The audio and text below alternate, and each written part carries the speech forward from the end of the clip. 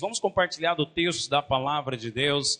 Glória a Deus, que alegria. Esse vídeo depois, tá? Eu vou colocar lá no grupo, vou mandar para vocês via WhatsApp. Eu sei que algumas mamães não puderam vir, então você vai mandar. Por exemplo, a mãe da Juta lá no Paraná, então já manda via WhatsApp. Ó, mamãe, aqui ó, presente, homenagem para a senhora, né? Então você já manda para a sua mamãe também, tá bom? Depois vou mandar no WhatsApp, vou colocar no Facebook também para você compartilhar. Glória a Deus, glória a Deus. Tem um versículo lá em 1 Timóteo 2,15, não é o que nós vamos ler, que fala a respeito da mãe. A mãe tem uma missão. Depois você pode anotar e conferir lá. Aí Paulo fala que a mãe, que a mulher seja preservada pela sua missão de mãe. Então, mãe, você tem uma missão. E sabe qual é a sua missão? A mãe tem a missão de preparar aquela sementinha, aquela criancinha, para ser um cidadão. Uma pessoa que vai cumprir o propósito de Deus. Porque filho, a Bíblia diz lá no Salmo 127, que filho é presente e herança. Então Deus dá para a mamãe e para o papai esse presente. Mas é engraçado, não fala que a missão é do pai, fala que a missão é da mãe. O papel do pai é encorajar, né, dar o carinho, é afeto, amar. Mas a missão é da mãe. Então, mamãe, parabéns, feliz Dia das Mães, parabéns pelo seu dia, né? E oramos para que vocês continuem sendo renovados e fortalecidas. Amém? Glória a Deus. Todos estão comigo? Gênesis capítulo 3. Nós vamos compartilhar o texto da palavra de Deus. Vamos ler do verso 6 até o 12. Aleluia. Acompanha comigo a leitura, o texto da palavra de Deus diz assim: vendo a mulher que a árvore era boa para se comer, agradável aos olhos e desejável para dar entendimento, tomou-lhe do fruto e comeu, e deu também ao marido, e ele comeu. Abriram-se então os olhos de ambos, e percebendo que estavam nus, cozeram folhas de figueira e fizeram cintas para si. Quando ouviram a voz do Senhor Deus, que andava no jardim pela viração do dia, esconderam-se da presença do Senhor Deus, o homem e sua mulher, por entre as árvores do jardim. E chamou o Senhor Deus ao homem e lhe perguntou: onde estás? E ele respondeu: ouvi a tua voz no jardim, e porque estava nu, tive medo e me escondi. Perguntou-lhe Deus: quem te fez saber que estava nu? Comeste da árvore de que te ordenei que não comesses? Então disse o homem: a mulher que me deste por esposa, ela me deu da árvore, e eu comi. Amém. Feche seus olhos, deixa eu orar pela sua vida agora. Pai, cremos, Senhor, na tua palavra, que ela é inspirada pelo teu Espírito. Ó Deus, eu oro neste momento para que seja, Senhor, aberto o nosso entendimento. Pai, eu oro neste momento pedindo ao Senhor, nos dê, Senhor, a graça, ó Deus, de termos a nossa mente renovada pelo poder da sua palavra e do seu Espírito. Que haja sobre nós o Espírito de revelação e de sabedoria para compreendermos a tua vontade. Pai, revela a verdade, pois como está escrito: conhecereis a verdade vos libertará. Que a verdade seja revelada ao nosso coração e que haja, Senhor, libertação na nossa mente, para que possamos experimentar a tua vontade, que é boa, é perfeita e é agradável, em nome de Jesus. Levante suas mãos ao céu e diga assim comigo: Senhor, eu permito que em nome de Jesus Cristo a minha mente seja renovada pelo poder da sua palavra, que haja sobre mim o espírito de revelação, de sabedoria e de entendimento, para eu compreender a tua vontade, em o nome de Jesus Cristo. E todos digam amém. Amém. Pode estar se sentando, mantenha a sua Bíblia aberta aí nesse texto. Aleluia. Amém. O tema hoje que eu quero compartilhar, o tema da mensagem hoje é removendo raízes do engano. Então, hoje é uma mensagem libertadora sobre a sua vida. Jesus diz lá em João 8,31, conhecereis a verdade e a verdade vos libertará. Que verdade é esta, pastor? Jesus mesmo confirmou. Ele diz lá em João 14, eu sou a verdade, o caminho e a vida. Então, a verdade que você conhece que te liberta é quando você conhece a Cristo. E o que é Cristo? Está escrito que a lei veio por intermédio de Moisés, mas a graça e a verdade veio por Jesus. Então, a graça e a verdade é Jesus. Então, quando você conhece Jesus, você conhece a verdade. Quando você conhece Jesus, você conhece a graça. E quando você conhece a graça e a verdade, você é liberto. Diga assim comigo: nesta noite, eu vou ser liberto das raízes do engano. E por que você vai ser liberto? Porque você vai conhecer a verdade. Permita ter um encontro com a verdade hoje, então, em nome de Jesus. Olha para essa figura. Se você olhar, imagina então que você não está olhando para a raiz, você está apenas olhando para a árvore. E a árvore está sem folhas e frutos. Qual que é o problema da árvore estar sem folha e fruto? O grande problema está na raiz. Talvez as raízes não estão encontrando água lá no lençol freático. Talvez a raiz está contaminada. E olha, existem os níveis de raiz. Tem a raiz aqui que está um pouquinho mais superficial, tem a raiz que está um pouquinho mais profunda no meio, e tem ainda raízes muito mais profundas, que estão lá embaixo. Lá embaixo. Assim é a nossa vida também. Muitos dos nossos problemas externos é em virtude de problemas internos dentro de você. Exemplo, eu coloquei aqui na figura: hábitos destrutivos, doenças, perda financeira, hábitos destrutivos. Hábitos, você sabe que ele é adquirido. E é adquirido em virtude do ambiente que você está e daquilo que você ouve. Então, se no ambiente onde você está, seja na sua casa, não houve afeto, não houve amor, só houve palavra de morte, acusação, então, e exemplos, maus exemplos, então, obviamente, aquilo entrou dentro de você e você tem hábitos destrutivos agora. Hábitos e caráter que está destruindo a sua vida. Doenças, os médicos já confirmam isso. Tem muitas doenças que é em virtude de problema emocional. Pessoas ansiosas, pessoas nervosas possuem gastrite. Que mais? Tem pessoas que têm mágoa, angústia, que sofrem de câncer. Existe? Já leram a respeito disso? Problemas internos. Então precisamos descobrir a raiz. E tem também perda financeira. Tem pessoas que têm percas financeiras em virtude de quê? Não é que a pessoa ganha pouco. Não, não é. O problema está lá dentro. Lá dentro. Aqui, na mente. Tem pessoas que ganham bem, mas continuam sem prosperar. Porque você sabe, prosperidade é diferente de riqueza.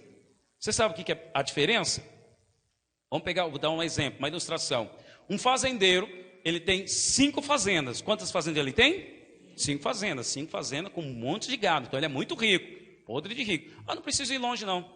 Vou dar um exemplo mais real, mais próximo de nós. O Ike Batista, como você querer se chamar, né? O Ike Batista é o homem mais rico aqui do Brasil. Estava na lista dos 10 mais ricos do mundo. O ano passado ele perdeu o patrimônio. Ele só saiu dos 10 mais ricos do mundo. Só isso. Ele continua sendo rico, sim ou não? Sim, ele continua tendo dinheiro. Mas vou pegar o exemplo.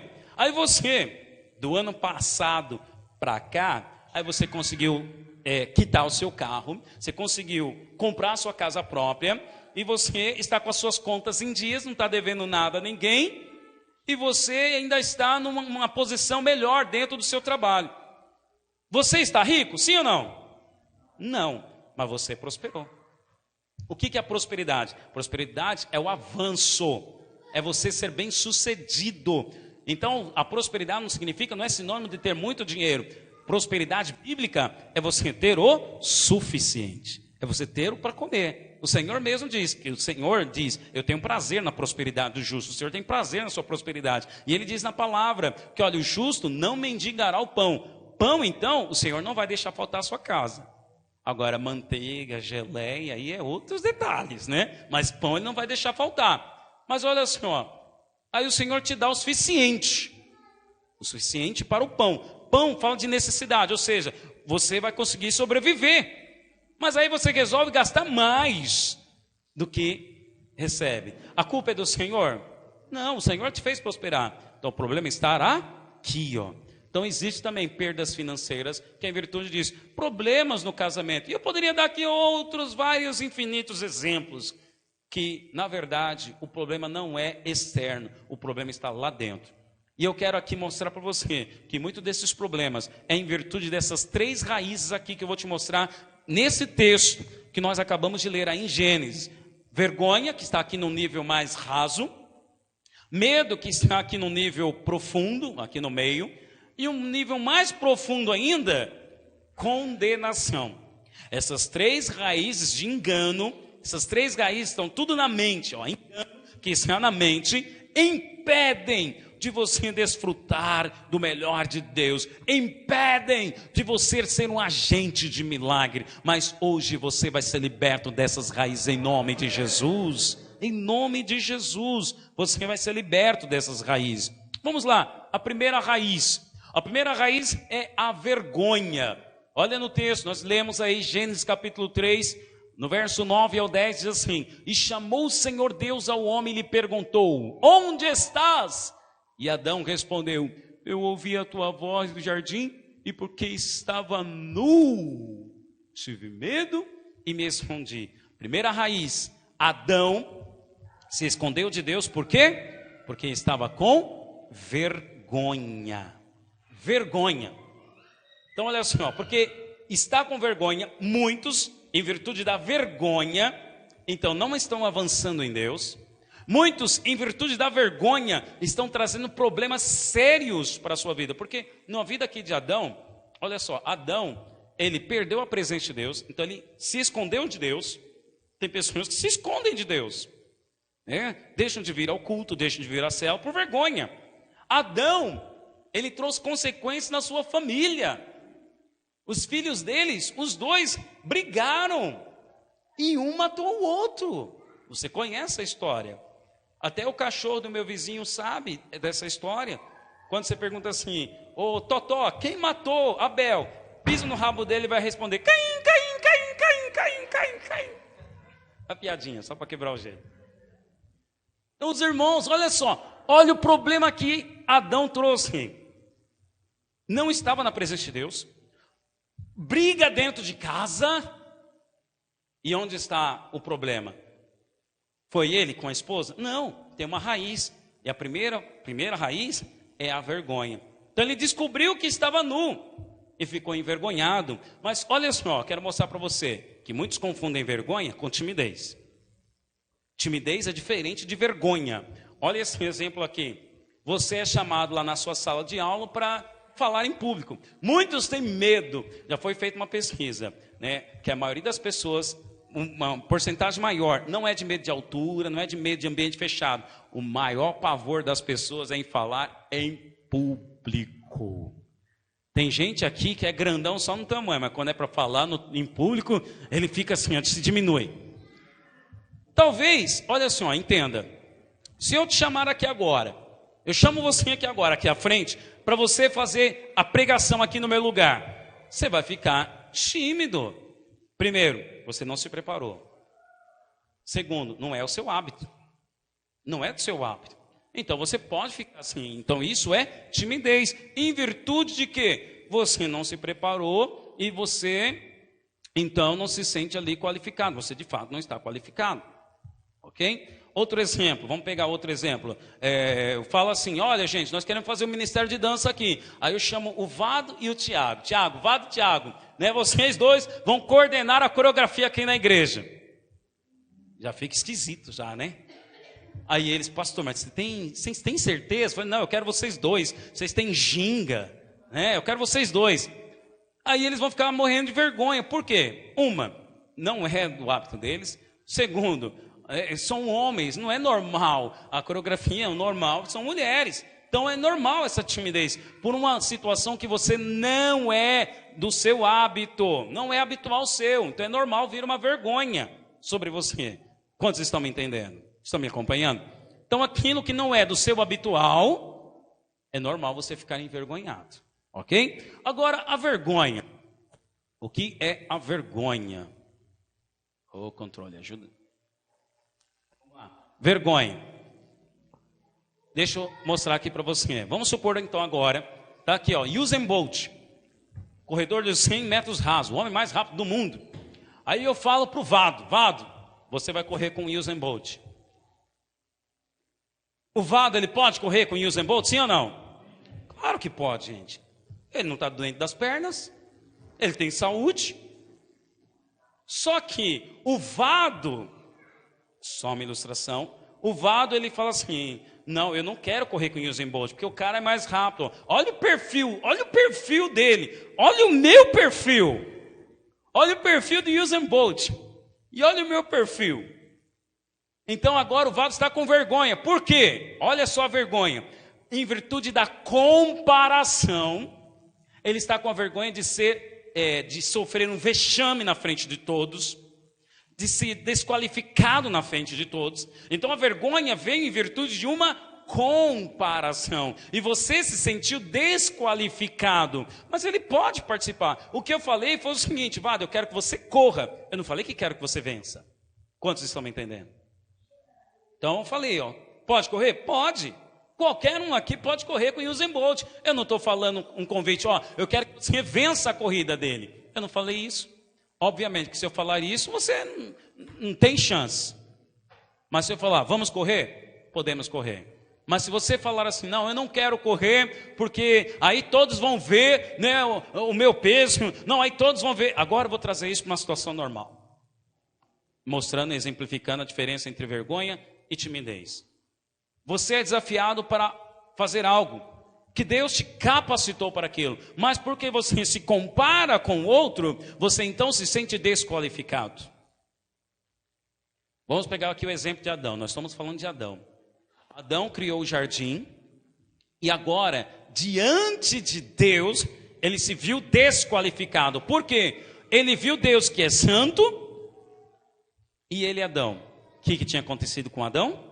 Ele tinha pecado. Então, Adão está no pecado. Deus é santo. Então, eu olhando para Deus, comparando com Deus, eu me sinto então desqualificado. Estão me acompanhando? A comparação aqui, ó, timidez.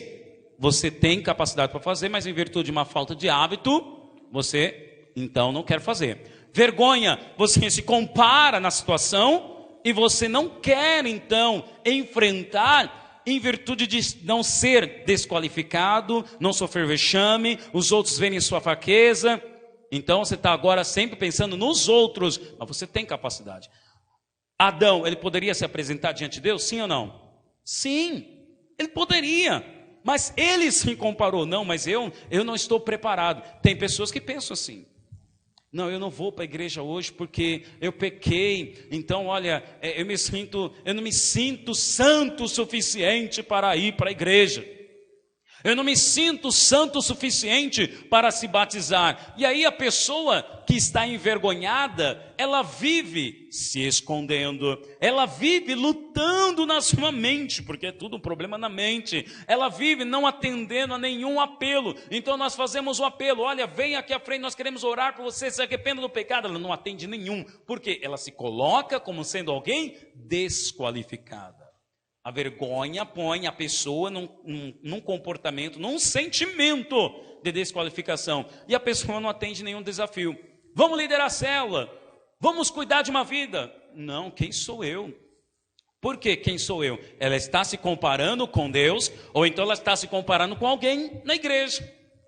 Não, quem sou eu para fazer a reunião de célula no lugar do meu líder? Não, quem sou eu para levar a palavra na célula? Então esse sentimento de vergonha, na verdade, é um sentimento de desqualificação, de desqualificação. Agora, olha nessa figura. Basicamente, a vergonha é a consciência de culpa. Vergonha do quê? Vergonha da culpa. Adão, ele ficou com o sentimento de culpa. Culpa. Mas culpa que pecou? Não. Culpa porque desobedeceu. Ele sabia o que tinha que fazer, mas fez algo contrário. Então ele agora está se sentindo desqualificado. É mais ou menos assim. Essa semana foi muito interessante.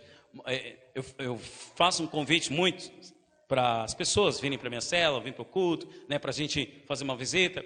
E aí teve uma pessoa que, ela me falou assim, não, pode deixar, eu vou marcar com você. Aí eu fiquei aguardando. Ele não retornou, passaram 2 semanas, eu entrei em contato. Oi, fulano, tudo bem?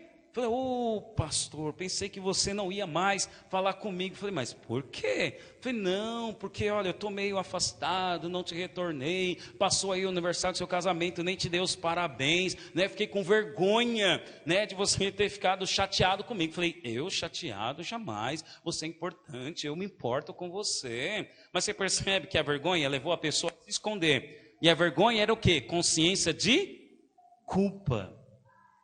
Culpa. Então a pessoa que se sente culpada, ela fica com a vergonha. Então ela não se envolve com a igreja, não assume um compromisso, ela não aceita um desafio. Por quê? Primeira raiz. E lembre-se, isso aqui é um engano. É um engano. Nós estamos vendo a vida de Adão. Deus não chegou diante de Adão já corrigindo ele. Adão, por que você comeu da árvore? Não. A pergunta de Adão foi, onde você está? Deus fez uma pergunta se importando. Eu me importo com você. Onde você está, Adão? Deus se importa com você. Se você veio aqui hoje e porventura nessa semana, ou já passou por você esse pensamento de vergonha, eu quero dizer para você que Deus se importa com você. Quando você não vem, Deus pergunta, onde você está, filha? E aí Deus vai usar alguém. Deus vai usar alguém para falar com você, para ligar para você, para visitar você. E glória a Deus que você está aqui hoje. Diga glória a Deus. Por quê? Porque você venceu a vergonha. Eu não vou dizer que você foi sem vergonha, porque não combina, né? Eu vou dizer que você venceu a vergonha. Agora, olha esse versículo aqui, em 1 Coríntios 15, 56. O aguilhão da morte é o pecado, e a força do pecado é a lei. Muitos pensam que a consciência da culpa é por causa do pecado, mas não. A consciência da culpa não é por causa do pecado. A força do pecado é a lei. Vamos aqui avaliar. Se não existisse a lei, a regra, onde a Eva falhou, onde que eles falharam? Foi no único mandamento, única lei que Deus tinha posto no jardim. Deus falou, de toda a árvore do jardim vocês podem comer, mas da árvore do conhecimento do bem e do mal vocês não podem. Única regra, única lei. Qual que é a força do pecado? Diga assim comigo, a força do pecado é a lei. Então existe uma lei. Então onde o diabo vai tentar? Onde existe lei. Pensa comigo, por que o diabo não tentou Eva para fazer um veneno e matar o marido? Por que o diabo não tentou Eva para fazer uma lança afiada e matar Adão enquanto ele dormia? Porque não tinha lei, não existia essa lei. Onde o diabo foi? Na lei que existia. Não podes comer da árvore do conhecimento do bem e do mal. Então naquilo que é lei, o diabo vai te tentar. Agora veja, o aguilhão da morte, o versículo Paulo está dizendo, o aguilhão da morte é o pecado, porém a força o aguilhão da morte é o pecado, porém a força do pecado é a lei. Então muito bem, você sabe o que é aguilhão? Aguilhão é aquele ferrão da ponta lá do escorpião. Já viu essa figura aqui, um escorpião? O escorpião tem aquela ponta venenosa. Então aguilhão é isso aqui. Então o que é o aguilhão da morte? É o pecado. Então quando o homem é picado pelo pecado, então ele é envenenado. E a Bíblia diz que o salário do pecado é a morte. O homem que ainda está no pecado, e presta atenção nisso que eu estou falando no singular. O homem que está no pecado, ele foi picado então pelo esse aguilhão, e o veneno vai levar ele à morte. Então a morte tem como veneno o pecado. O pecado, guarda isso. O veneno da morte é o pecado. Mas o que dá força ao pecado? A lei. Então diga assim comigo, repita comigo assim para você memorizar isso. Diga assim, o veneno da morte é o pecado. E a força do pecado é a lei. Agora, é importante você entender aqui. Então, o pecado me leva para a morte. Mas a morte só pode me levar se eu estiver no pecado. No pecado. Não estou dizendo nos pecados. Eu estou dizendo no pecado. Agora, olha comigo, Romanos capítulo 6. Romanos 6, verso 2 em diante, diz assim: como viveremos ainda no pecado? Veja que está no singular. Está acompanhando comigo? Está no singular. Como viveremos ainda no pecado? Nós, os que para ele morremos. Olha só, a lei, Paulo, ele usa uma ilustração, ele vai usar a ilustração do casamento. Você sabe que casamento é uma vez só. O padre, o pastor, seja quem for que fizer o seu casamento, no encerramento ele vai dizer, até que a morte os separe. Então, uma vez que morreu, você está separado. A lei é eterna. Adão pecou. Obviamente, nós estamos no pecado. Estávamos no pecado. Estávamos casados com o pecado. Então, para haver associação, a separação, um dos dois teria que morrer. A lei não morre, porque a lei é eterna. Foi criada por Deus e vai continuar existindo até a eternidade. Então, quem morreu? Diga assim comigo, eu morri. Como que você morreu? Aí Paulo fala, olha o verso 3. Ou porventura ignorais que todos nós que fomos batizados em Cristo Jesus, fomos batizados na sua morte. Quantos já foram batizados, diga glória a Deus. E quem ainda não foi, será. Diga assim comigo, eu serei batizado.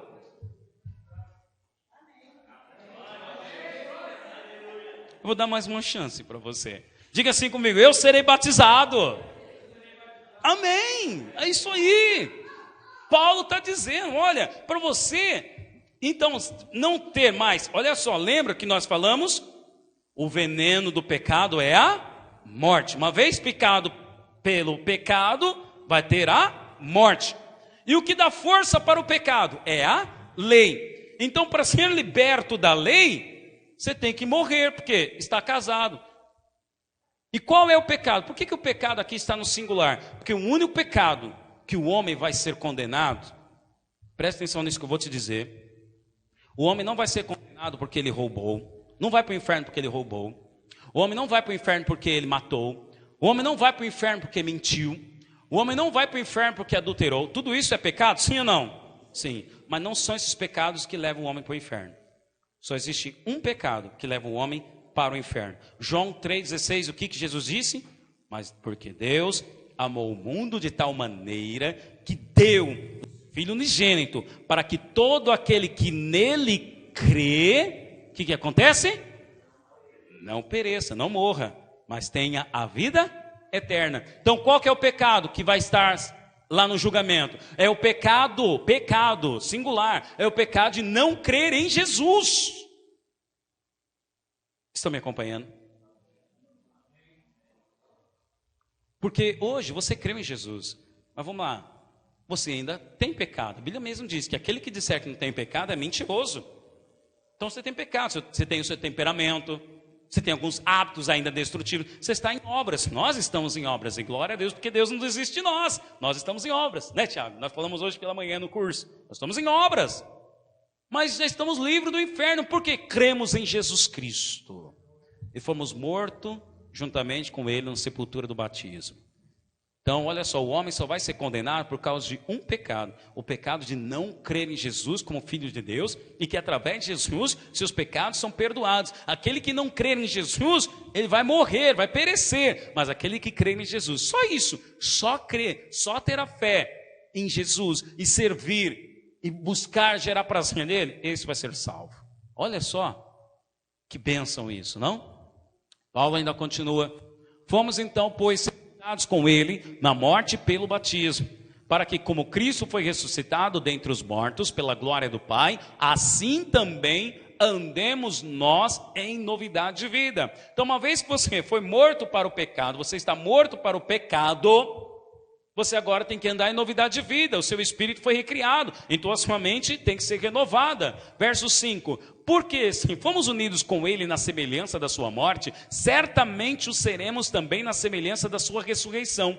Sabendo isso, 2 pontos, que foi crucificado com ele, o nosso velho homem, para que o corpo do pecado, novamente no singular, para que o corpo do pecado seja destruído e não sirvamos o pecado como escravos, porquanto quem morreu está justificado do pecado. Diga assim comigo: eu morri e estou justificado do pecado.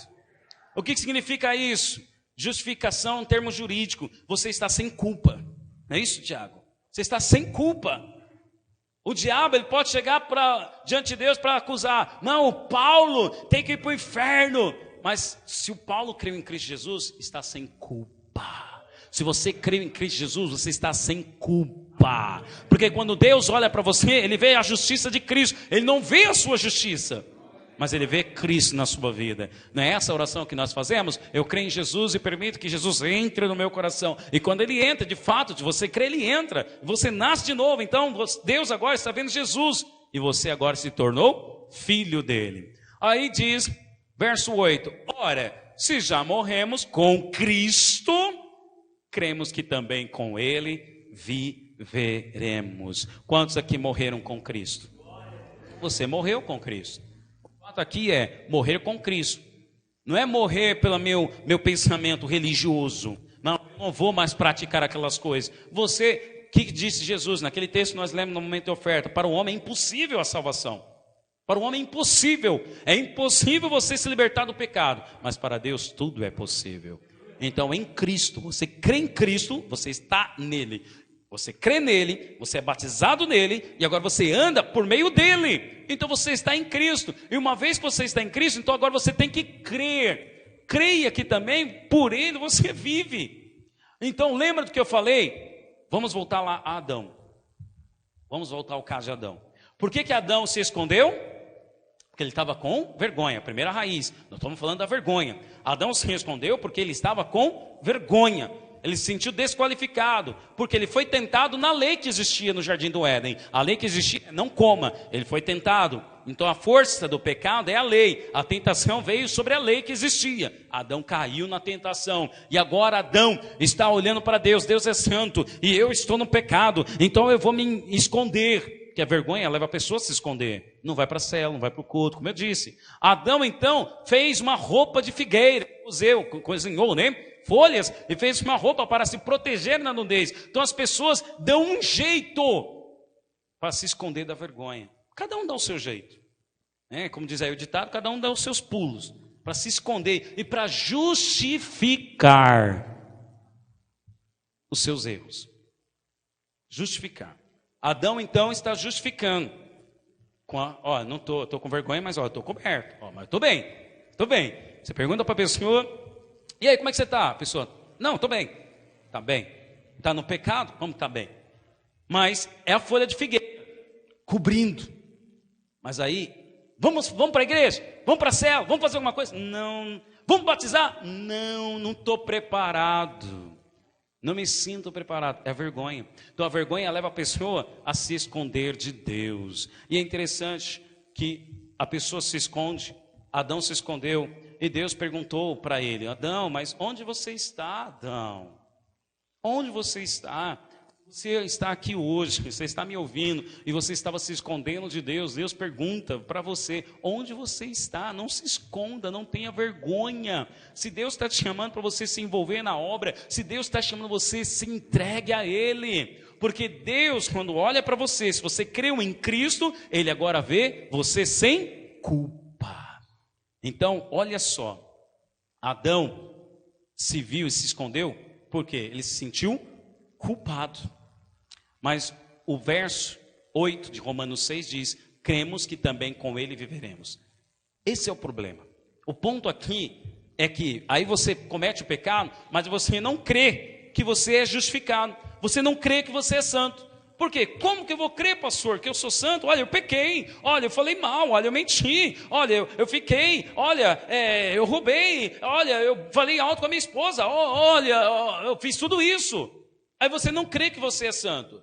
Você fica se justificando e às vezes até exagerando na cobrança. As pessoas estão dizendo, lá em casa estão dizendo que eu não mudei.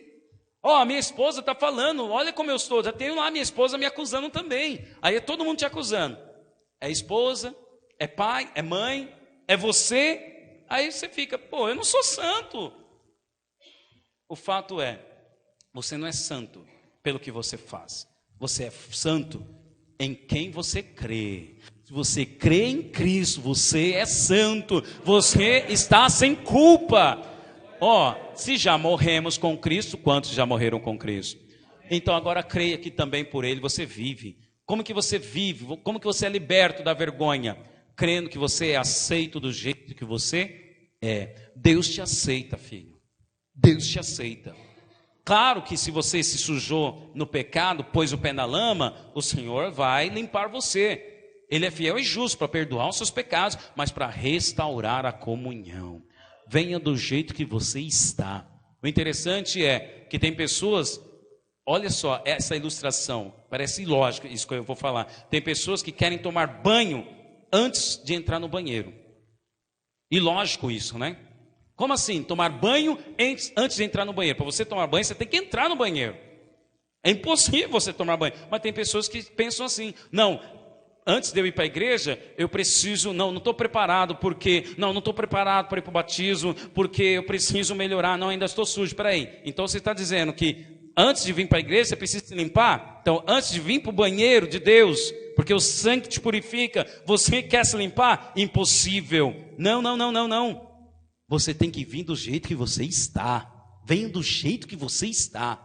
Sujo, doente, entenda o que eu estou te falando, sujo do pecado, doente na alma, com o problema, venha porque o Senhor te aceita do jeito que você está. O Senhor pergunta, onde você está, Adão? Ele não está preocupado com o que você fez. Deus não pergunta, Adão, o que você fez? Não, Deus simplesmente pergunta, onde você está? Deus não veio, o primeiro assunto de Deus para com Adão foi, olha Adão, você pecou? Não, Deus não falou isso, Deus só falou, onde você está? Onde você está? Então como que vencemos a raiz da vergonha? Crendo que você é aceito por Deus do jeito que você é. Então diga assim comigo, eu creio que eu sou aceito por Deus do jeito que eu sou. Amém? Entenda isso. Deus te aceita do jeito que você está, mas não aceita que você permaneça no pecado. Então você está no pecado, abandone o pecado, Ele é fiel e justo para te perdoar, mas Ele te aceita do jeito que você está. Pode vir, Ele te aceita, Ele vai te perdoar e vai mudar a sua vida. Amém? Então essa é a primeira raiz, a raiz da vergonha, mas ainda é uma raiz meio superficial, é muito superficial. Então a pessoa fica com o sentimento da vergonha porque ela não se vê pronta, preparada. Mas tem uma raiz ainda um pouquinho mais profunda, que é a raiz do medo. Depois de se esconder porque estava nu, Adão disse, tive medo. Medo. Então medo é uma outra raiz que leva a pessoa também a perder o melhor de Deus. Mas vamos observar aqui, medo do quê? Isso aqui é uma foto de uma pessoa no avião. Imagina você no avião. Tem pessoas que têm medo de avião. Quantos aqui têm medo de voar de avião? Algumas aqui possuem medo de voar. Mas é medo do quê? É medo de um ladrão entrar lá e roubar sua bolsa? Não, óbvio que não. É medo do quê? Medo da morte. É medo de pegar o avião cair e morrer, porque não vai ter segunda chance, né? O avião caiu, não tem segunda chance, acabou. Então a pessoa tem medo. Então, existem medos objetivos. Medo da morte. Medo de avião, que é o medo da morte. Medo de altura, que é medo do quê? Da morte. Eu tenho medo de andar de moto. E é medo do quê? Da morte. Então, todo medo objetivo, no fundo, por detrás está o medo da morte. O que Deus tinha dito para Adão? Adão, não coma do fruto da árvore do conhecimento do bem e do mal, porque do dia que dela você comer, certamente morrerás. Aí Adão comeu, juntamente com a esposa. Eles não morreram. Não morreram, Tiago. Aí ele pensou, peraí, eu comi. Não morri instantaneamente. Deus está me procurando, então certamente Ele vai me matar. Consegue me acompanhar na meditação? Porque Deus tinha falado, vai morrer no dia de comer. Ele comeu, não morreu, então só pode ser, Deus vai me matar. Então o medo do ser humano é medo da morte, é medo de morrer, é medo de ficar abandonado. Esse é o medo do ser humano. E para com Deus é a mesma coisa. Tem gente que tem medo de assumir um compromisso com Deus. Por quê? É medo de a oração não ser respondida, é medo de ser abandonado por Deus. Tudo isso é o que? Medo do abandono. Ah não, eu vou liderar uma célula, mas e se eu começar a liderar uma célula e Deus não multiplicar? Olha o medo. Olha o medo de Deus te deixar. Olha essa ilustração, olha essa figura. Você vai no consultório médico, aí o médico vira para você e fala assim, olha, já tentamos todos os recursos, fizemos todos os exames, cirurgia, agora é só Deus. Quando ele fala isso, o que você pensa? Tem gente que já pensa, ai meu Deus, eu vou morrer então, ai meu Deus do céu, ai. Tem gente que já pensa que já vai morrer, sim ou não? Quando o médico fala isso, só Deus agora na causa, tem pessoas que já pensam, meu Deus, agora eu vou morrer, agora não tem jeito para mim. Olha o medo de novo. Então as pessoas têm medo de Deus, as pessoas estão com medo de Deus, medo de serem abandonadas. Você está aí desempregado, e aí está com medo, as contas estão chegando, medo do filho entrar no mundo das drogas, medo. Ai, mas e se eu orar e Deus não responder? Pastor, eu não vou. Tem pessoas que pensam assim, eu ouvi isso. Tem pessoas que não querem se batizar porque pensam assim, ah, mas e se eu me batizar e me desviar? Olha o medo. Como assim? Ah, mas e se eu me batizar, né? E o diabo vir me atacar? Meu Deus, medo. Aliás, falando nisso, no diabo.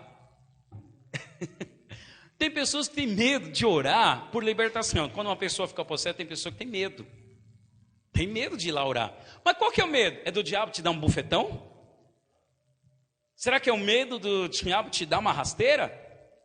Não, não é esse medo. O medo é o seguinte, é do diabo, o demônio, né? Na vida da pessoa virar para você e falar assim, quem é você? Eu estava com você hoje à tarde, te abraçado, você vinha orar por mim? Aí o medo da vergonha. Aí o medo de orar e a oração não ser respondida, o demônio não sair. Acontece isso ou não acontece? Tem pessoas que têm medo de orar por libertação. Tem pessoas que têm medo de orar para essas pessoas assim. Porque tem medo de sofrer vexame, medo do diabo vir me acusar. Eu estava com você quando você brigou lá com sua esposa. Eu estava com você lá na internet. Aí minha oração não vai ser respondida. Olha o medo de ser abandonado por Deus. Medo, irmãos. Medo. Agora, como vencer o medo? E essa é uma raiz mais profunda. É uma raiz mais profunda. Como vencer o medo? A resposta, João, ele dá. 1 João 4, não coloquei ali a referência, mas é 1 João 4, verso 16, ele diz assim, e nós conhecemos e cremos no amor que Deus tem por nós. Deus é amor, e aquele que permanece no amor, permanece em Deus, e Deus nele. Veja que eu coloquei aqui, destaquei aqui, ó, e nós conhecemos e cremos no amor que Deus tem por nós. Diga assim comigo, eu creio no amor que Deus tem por mim. Presta atenção nisso, eu quero fazer isso, porque o que vence o medo? Qual é a fórmula para vencer o medo? Está aqui, ó, verso 17, nisto é em nós aperfeiçoado o amor, para que no dia do juízo mantenhamos a confiança, pois segundo ele é, também nós somos neste mundo. Olha só, tem pessoas que têm medo de chegar no dia do juízo e ainda perder a salvação. Não, mas creia que Deus te ama, e nisso você é aperfeiçoado. E aí nisso, no versículo 18, conclui, no amor não existe medo. Se você crê que Deus te ama, nesse amor de Deus sobre você, não existe medo. Antes, o perfeito amor lança fora todo medo. Diga assim comigo, o perfeito amor lança fora todo medo. Como vencer o medo então? O verso 16 que nós lemos, crendo no amor de Deus por nós. É você crer no amor de Deus por você. Ainda essa semana eu estava conversando com uma pessoa, e ela falando assim, pastor, me ajuda em oração, me ajuda. E aí eu perguntei, me ajuda? Mas o que está acontecendo? E a pessoa disse assim, é que eu tento fazer o certo e não consigo, pastor. Aí as portas de emprego não abrem para mim. Tem pessoas aqui que estão desempregados, né, na minha casa. E aí como que as pessoas vão crer no que eu estou falando? Como que eu vou melhorar? Como que eu vou crescer na fé assim? Eu falo do amor das pessoas, de Deus para as pessoas, mas as pessoas estão vendo, nós estamos desempregados. Aí eu falei para as pessoas, olha, esse é o problema. Você está com medo, calma. Você só tem que crer que Deus te ama. Creia que Deus te ama. Aí ele respondeu assim para mim, pastor, é verdade. Eu tenho que parar de reclamar e tenho que agradecer. Eu falei, não. Para de reclamar. Mas não é agradecer. Tem pessoas que ficam assim, eu não peço, tem que agradecer. Não, não é agradecer. Você tem que confessar. Confessar que é amado por Deus. Eu sou amado por Deus. Mas pastor, a porta de emprego não abriu. Mas quem disse para você que o milagre, ou que o emprego, é a prova do amor de Deus por você? O emprego não é a prova do amor de Deus por você. A prova do amor de Deus por você é que Ele, por amor a você, deu o seu único filho para morrer no seu lugar. Quer maior prova do que essa? Quer maior prova do que essa? O homem então tenta amar a Deus, mas você não consegue, filho, amar a Deus. Então Deus, olhando e vendo, o homem não consegue, então Deus diz assim mais ou menos, fica quietinho no seu lugar, fica paradinho que eu vou te amar. Só creia que eu te amo, eu faço todo o resto. Só isso. Creia que Deus te ama, fica quietinho. Faz mais nada, porque o seu amor é inconstante.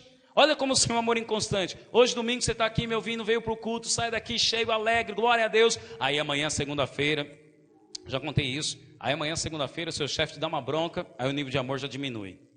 Terça-feira, seu filho pega dengue. Fala, ai Deus, por que Deus? Por que eu? Cadê o amor? Cadê o amor? Aí vem a quarta-feira, aí o seu time sai da Libertadores. Caiu em Itaquera, já era. Só para dar uma na canela. Não podia perder essa. Aí saiu da Libertadores. Oh Deus, por que Deus? Olha, é engraçado, é só uma coincidência, hein? Desde que eu me mudei para cá, o Corinthians não ganhou mais uma final, não ganhou mais nenhum jogo, hein? Misericórdia, né, Marcos? Mas não tem nada a ver isso, irmão. Só brincadeira. Olha, irmãos, creia no amor de Deus por você. O seu amor não te faz crescer em fé. É o amor de Deus por você que te faz crescer. Simplesmente isso. Olha só, continua João 13. João, o apóstolo, ele escreveu assim, João 13, 23. Ora, ali estava aconchegado a Jesus, um dos seus discípulos, aquele a quem ele amava. Quem escreve isso aqui é João. E olha como ele se identifica. Ele está escrevendo, está falando uma história. Olha, estava lá, todos os discípulos. E estava aconchegado um dos seus discípulos. Ele está falando dele mesmo. E quem era esse discípulo? Aquele a quem ele amava. Olha como João se autodenomina diante de Deus. Eu sou o amado do Pai. Então, ao invés de ficar com esse pensamento, eu tenho que agradecer, sim, devemos agradecer, mas ao invés de, na hora da circunstância, você agradecer, você tem que confessar, eu sou amado de Deus. Veio o medo, porque as finanças estão aí, está desempregado, veio o medo, mas será que Deus vai me responder? Confesse, eu sou amado de Deus. Veio a situação adversa naquela semana, né? Brigou com a esposa, a situação do casamento está difícil. Confesse, eu sou amado de Deus. Pecou, caiu no pecado, pôs o pé na lama. Se alguém pecar, temos um advogado, confesse, ele é fiel e justo para te perdoar os pecados. E uma vez que você confessou, levante a cabeça e confesse.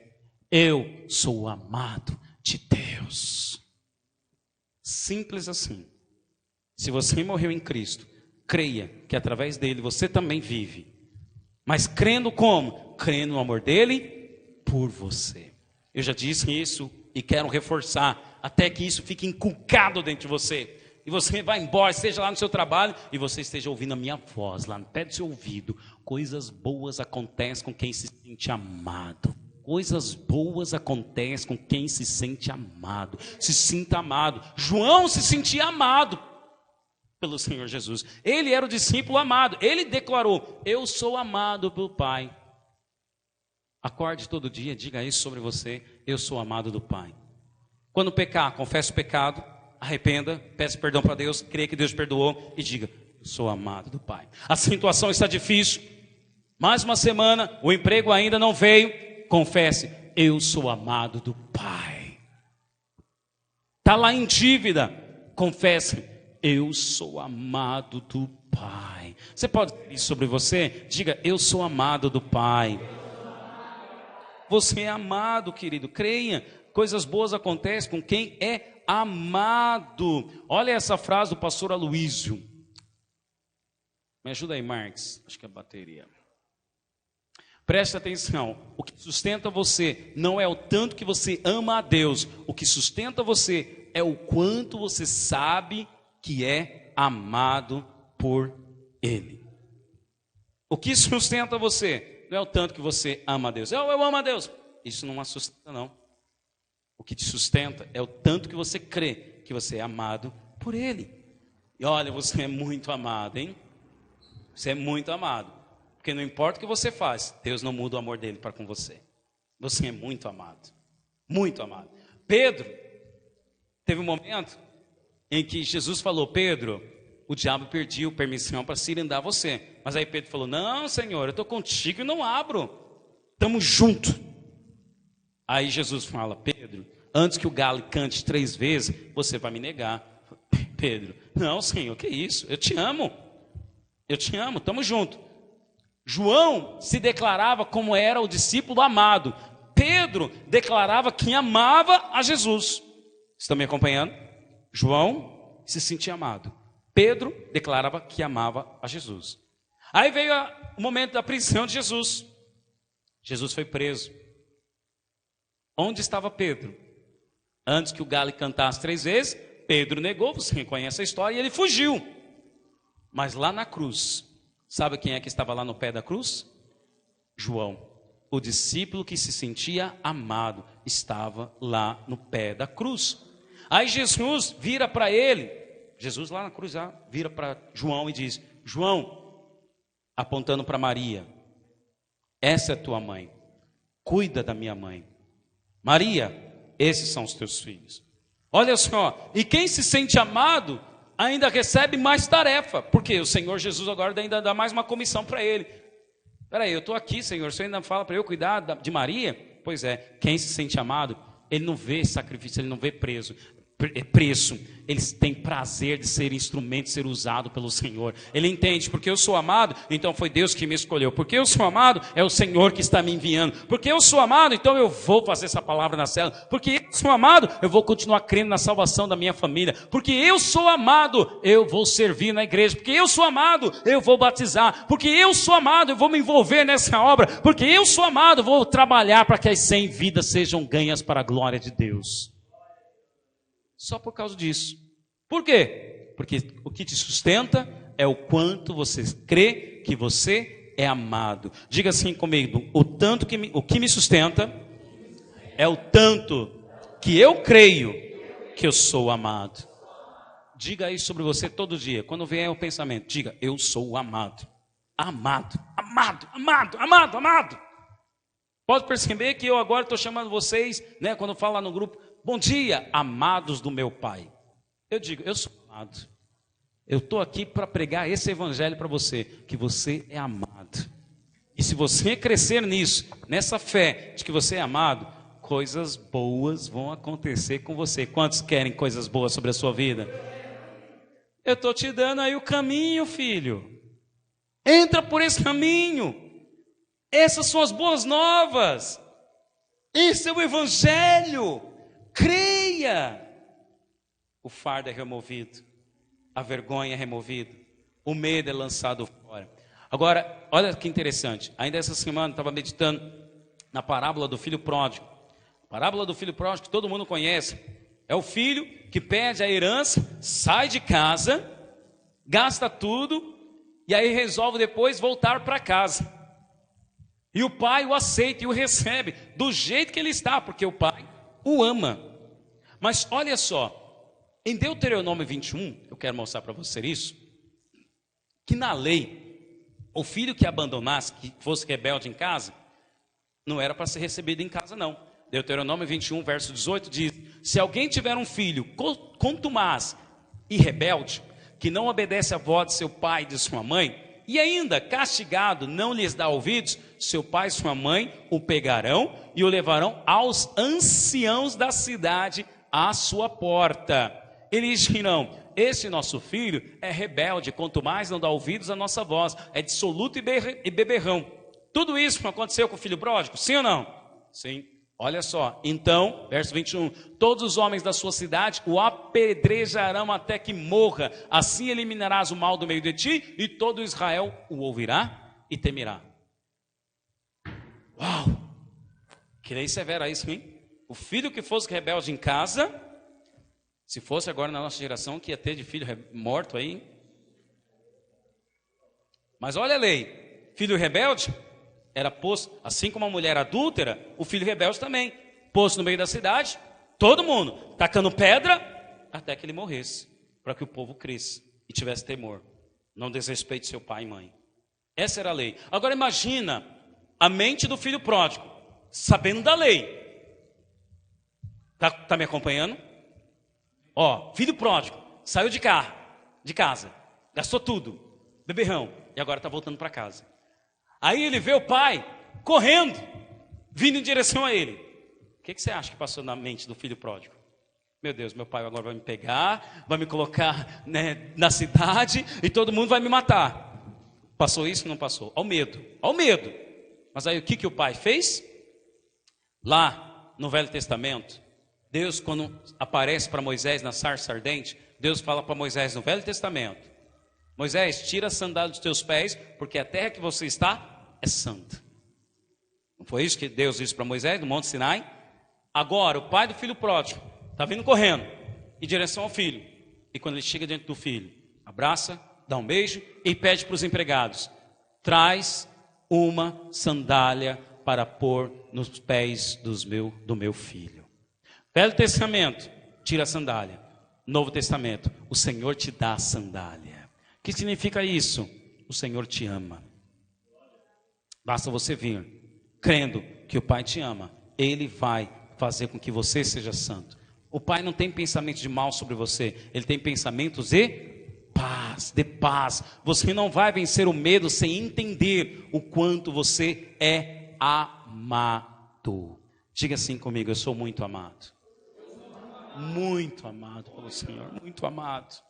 Oh, irmãos, tem pessoas que gostam de falar: não, eu quero ser missionário, missões, não, eu quero ir para a África, quero ir para tal, mas aí pensam no glamour, missionário lá fora, não, vou ser recebido. Mas aí, meu amigo, quando você sai daqui, é aquele glamour, missionário. Vai lá, passa fome, aí você monta o prédio da igreja. Se for num país muçulmano, o pessoal vai tacar fogo no prédio. E se você estiver dentro, eles vão tacar fogo com você lá dentro também. Aí se você foi porque você acredita que as pessoas se importam com você, e você foi porque você ama a Deus, você vai desistir e vai voltar frustrado. Mas se você foi porque você crê que Deus te ama, então você vai estar disposto a todo e qualquer sacrifício. Por quê? Porque você crê que você é amado. Você crê que você é amado. Por que os nossos líderes de célula, e nessa igreja nós vamos levantar um exército de líderes de células assim, com essa disposição de pagar o preço, com essa disposição de ir fazer visita, de aconselhar, de ganhar vidas, porque eu creio, nós vamos chegar a essas 100 vidas, irmãos, eu creio. Essa é a disposição. E essa disposição vem da onde? Porque crê que é amado. E você é muito amado. A Bíblia diz em Isaías 53, olha só, designaram-lhe, falando de Jesus, a sepultura com os perversos, mas com o rico esteve na sua morte, posto que nunca fez injustiça, nem dolo algum se achou em sua boca. Todavia ao Senhor agradou moê-lo. Ao Senhor agradou moer o seu próprio filho. Ao Senhor agradou, olha, fazer Jesus ficar doente.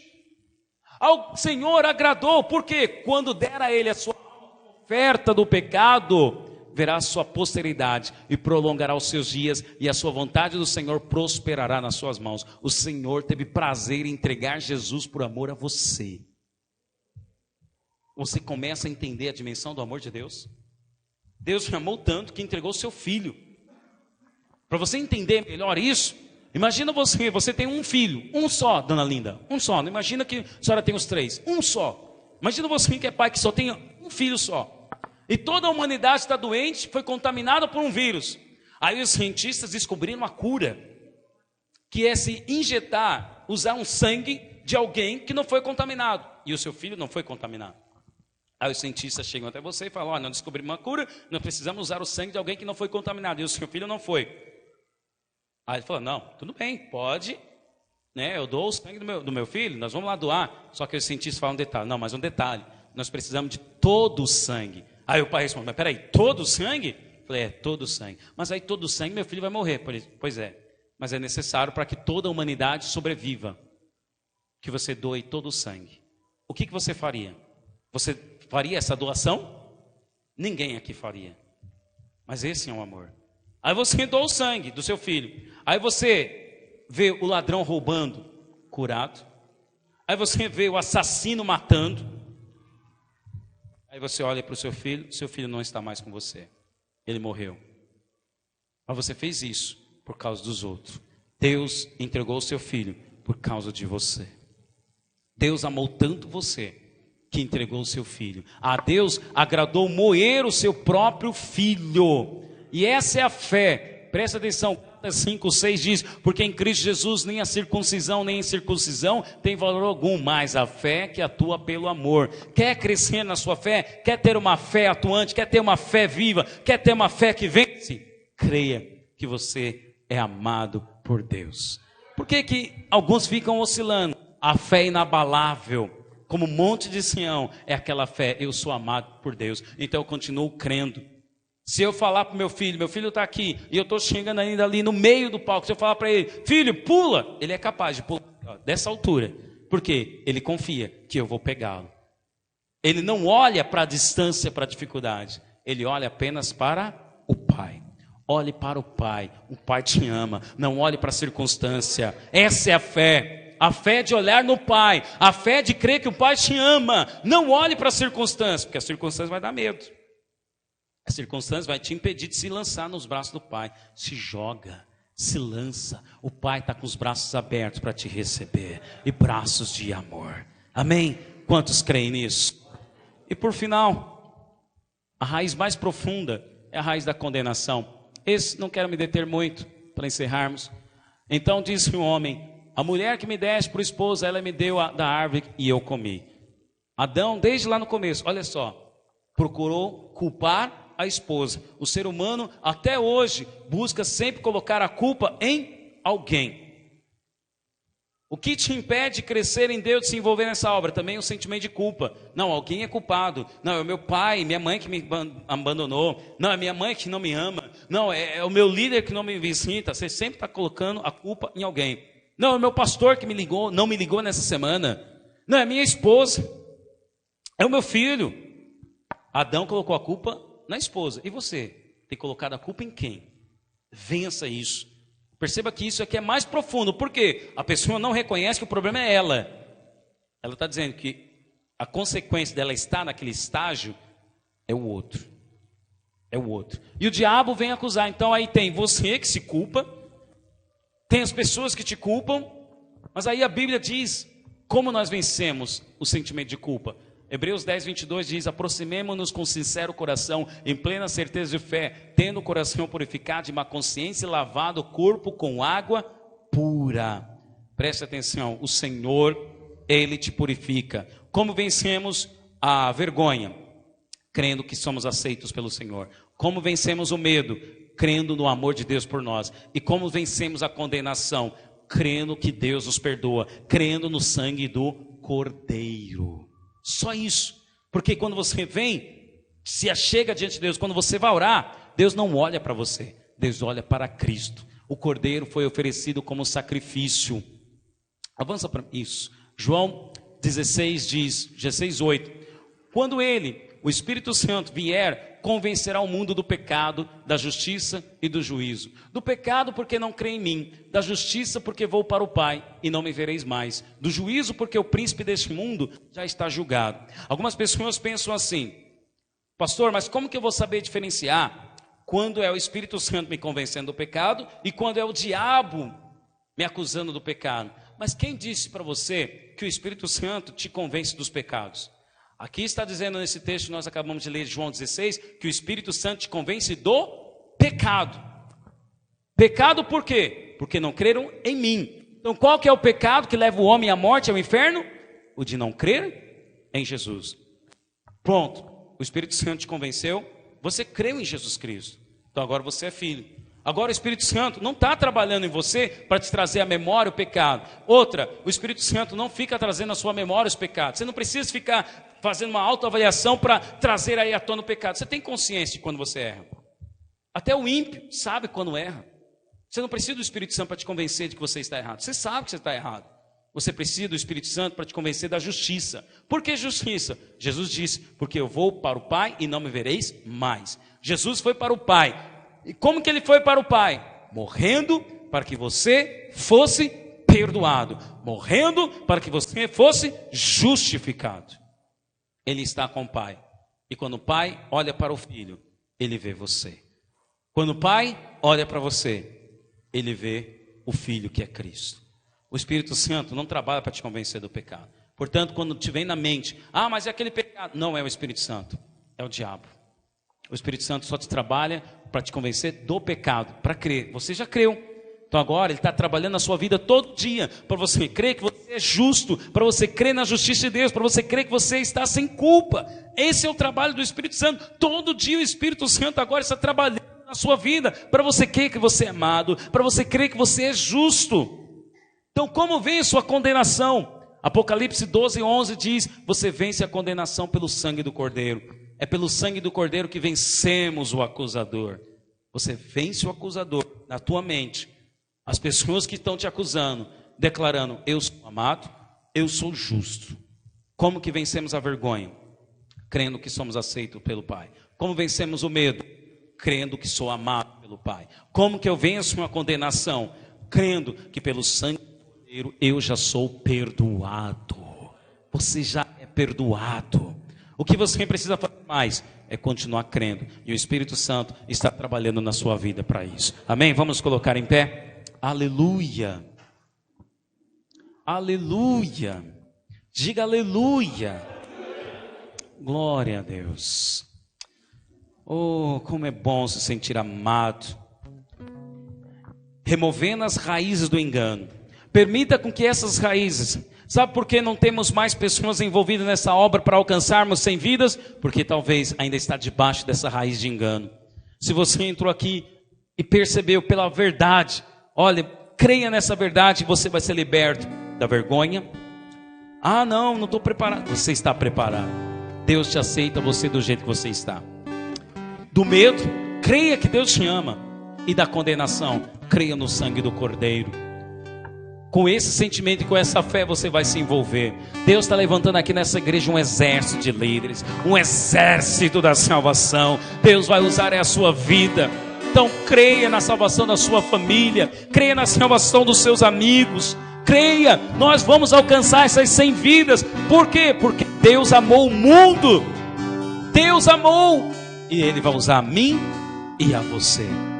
Permita ser usado por Deus. Creia nesse amor dele por você. Aleluia. Vamos cantar essa canção.